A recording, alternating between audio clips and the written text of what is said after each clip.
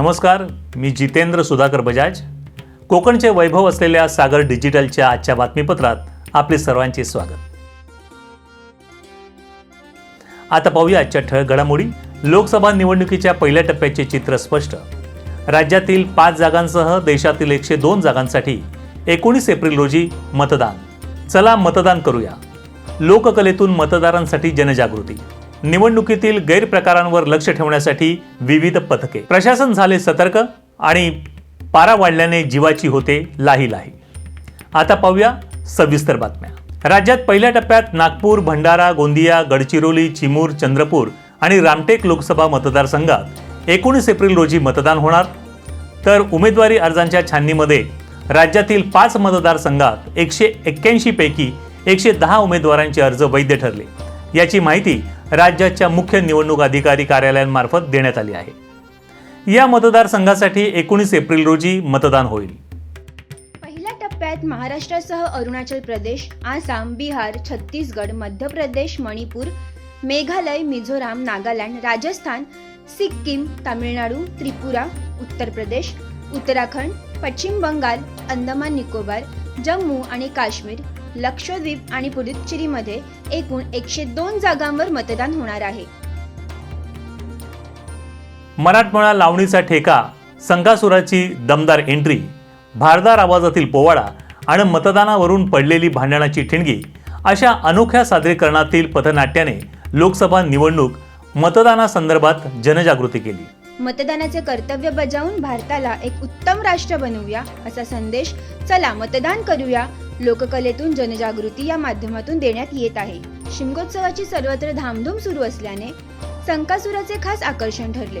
चिपळूण नगरपालिका प्रशासनामार्फत रत्नागिरी, सिंधुदुर्ग लोकसभा मतदारसंघात मतदानाचा टक्का वाढविण्यासाठी मतदान जनजागृती मोहीम राबविण्यात येत आहे. याचाच एक भाग म्हणून शहरात ठिकठिकाणी पथनाट्याचे सादरीकरण केले जात आहे.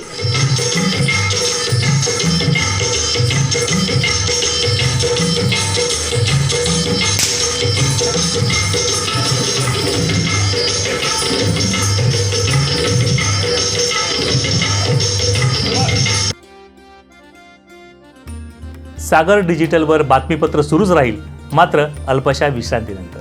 दैनिक सागर कोकणचे मुखपत्र.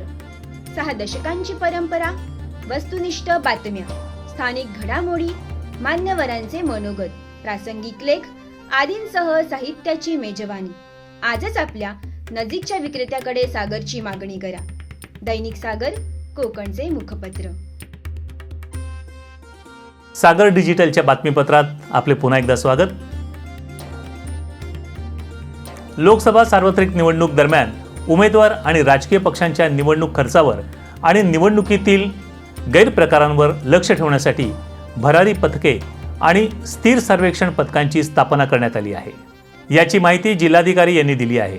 रायगड आणि मावळमधील विविध विधानसभा मतदारसंघांतर्गत 53 पथके आणि 76 अन्य पथके स्थापन केली आहेत. तर 8 खर्च संनियंत्रण पथके स्थापन करण्यात आली. यासाठी एकूण 728 अधिकारी कर्मचारी यांची नियुक्ती करण्यात आली आहे. निवडणुकीतील गैरप्रकारांवर लक्ष ठेवण्यासाठी ही पथके सक्रिय आहेत. खर्च संनियंत्रणासाठी निवडणूक निर्णय अधिकारी यांच्या स्तरावर खर्च पथक नेमण्यात आले आहे. आता एक बातमी वाढणाऱ्या तापमानाची. राज्यात अनेक भागात पारा सातत्याने वाढत आहे. वाढत्या तापमानामुळे जीवाची लाही लाही होत आहे. त्यामुळे शीतपेयांची मागणी वाढली आहे. त्याचबरोबर विजेचा वापरही वाढला आहे. कोकण तसेच ठाणे, मुंबईतही गेल्या 3 दिवसात उष्णतेत वाढ झाली आहे. गेल्या 3 दिवसांपासून राज्यातील सरासरी तापमान 3 ते 4 अंशाने वाढले आहे. रायगडमध्ये सरासरी 33, ठाणे 35, मुंबई 37 आणि रत्नागिरीत कमाल 32 अंश तापमानाची नोंद झाली. एकीकडे तापमान वाढत असताना राज्यात काही भागात अवकाळी पाऊस होत आहे. त्यामुळे ढगाळ वातावरण आहे. पुढील आठवडाभर राज्यात असेच वातावरण राहील असा अंदाज आहे. या होत्या सागर डिजिटलच्या आजच्या बातम्या. या बातम्यांसंदर्भात आपल्या सूचना आणि प्रतिक्रियांचे आम्ही नक्कीच स्वागत करू. पुन्हा भेटू याच वेळी याच ठिकाणी. तोपर्यंत नमस्कार.